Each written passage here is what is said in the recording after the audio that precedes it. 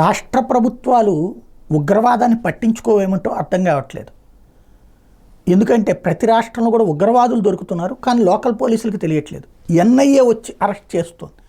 Arrest చేసిన తర్వాతనన్నా పోలీసులు plan చేస్తున్నారా? ఇంటెలిజెన్స్ ఏమైపోతుందో, స్పెషల్ బ్రాంచ్లు ఏమైపోతున్నాయో, నిఘా ఏమైపోతుందో తెలియట్లేదు. ఇప్పుడు తాజాగా అప్పట్లో బాంబు పేలిన తర్వాత నుంచి కంటిన్యూగా ఎన్ఐఏ ఒక్కొక్కళ్ళని పట్టుకున్నాక వాళ్ళ దగ్గర నుంచి వివరాలు సేకరిస్తుంటే మరికొంతమంది దొరుకుతున్నారు. ఇప్పుడు తాజాగా ఇవాళ 3 చోట్ల ఎన్ఐఏ సోదాలు నిర్వహించింది. ఆ సోదాల్లో ఎక్కడెక్కడ తేడాలు ఉన్నాయి, దాదాపుగా 18 ప్రదేశాల్లో సోదాలు చేసింది.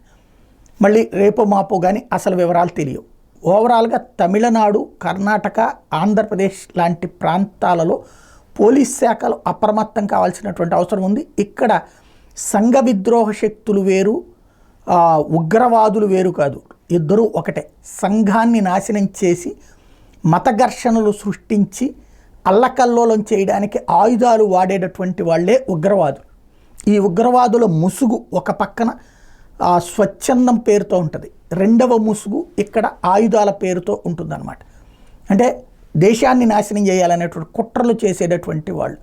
ఆ మధ్యన మనకి ఆంధ్రప్రదేశ్లో పోలీస్ స్టేషన్ని తగలబెట్టినటువంటి కేసు ఉంది కదా, అది గుర్తుకు తెచ్చుకుంటే కేరళలో జరుగుతున్నాయి కావచ్చు, తమిళనాడులో జరుగుతున్నాయి కావచ్చు, కర్ణాటకలో జరుగుతున్నాయి కావచ్చు. ఓ పక్కన రాజకీయ నాయకుల దగ్గరికి మామూలు కార్యకర్తలాగా వ్యవహరిస్తూ మరొక వైపున ఉగ్రవాదాన్ని పెంచి పోషించి ప్రోత్సహిస్తున్నారు. ఇది చాలా జాగ్రత్తగా సున్నితమైన రేఖ ఉంది ఇక్కడ. అది పరిశీలించి ఎప్పటికప్పుడు కనుక ఆదిలోనే అంతం చెయ్యకపోతే వటవృక్షంలా మారేటటువంటి ఉగ్రవాదాన్ని కంట్రోల్ చేయడం కష్టమనడానికి సాక్ష్యం పశ్చిమ బెంగాల్, కేరళ. ఆ పరిస్థితికి రాకుండా చూసుకోవాల్సిన బాధ్యత దక్షిణాది రాష్ట్రాలకు సంబంధించిన అధికార విపక్ష నేతలందరికీ ఉంది.